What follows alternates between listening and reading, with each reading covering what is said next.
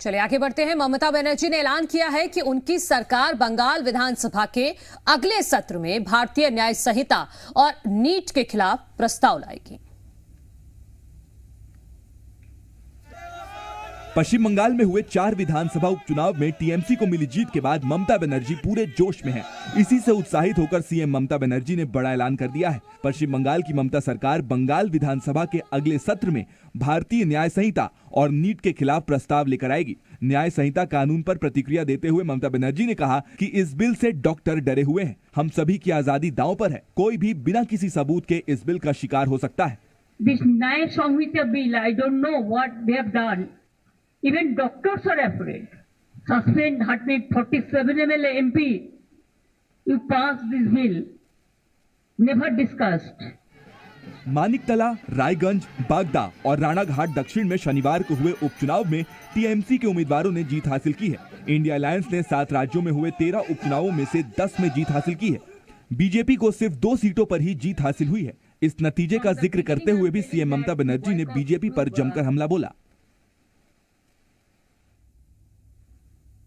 और वहीं एआईएमआईएम अध्यक्ष असदुद्दीन ओवैसी ने एक बार फिर मुसलमानों की मॉब लिंचिंग का आरोप लगाया है। ओवैसी का आरोप है कि केवल मुसलमानों के मकानों पर ही बुलडोजर चल रहा है। यूएपीए को लेकर ओवैसी ने कांग्रेस पर भी सवाल उठाए हैं। महाराष्ट्र के संभाजी नगर में एक बार फिर असदुद्दीन ओवैसी का दर्द छलक उठा है। असदुद्दीन ओवैसी ने कहा कि मुसलमानों की आबादी 14% है, लेकिन 4% भी सांसद नहीं है। ओवैसी ने आगे कहा कि महाराष्ट्र के 11% मुसलमानों के लिए ये तो शर्म की बात है। महाराष्ट्र में एक सांसद मुस्लिम था, उसे भी हरा दिया।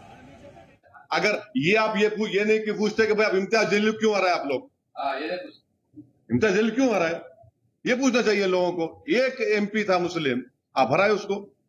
असदुद्दीन ओवैसी ने बीजेपी पर आरोप लगाया कि उन्होंने मुसलमानों को टारगेट करके लोकसभा चुनाव जीता। मुसलमानों के घर बुलडोजर चल रहा है, हर जगह टारगेट पर मुसलमान है। यूएपीए का केवल एआईएमआईएम ने विरोध किया। कांग्रेस एनसीपी ने तो बीजेपी का साथ दिया। यूएपीए का अमेंडमेंट लाया गया था, उसकी तो मुखालिफत हम करें। कांग्रेस पार्टी साथ दी ना उसका। आप लोग क्यों नहीं आप लोग ये पूछते नहीं उन लोगों से। ओवैसी ने आगे कहा कि वो बीजेपी का विरोध करते रहेंगे, चाहे कोई पार्टी उनका साथ दे या नहीं।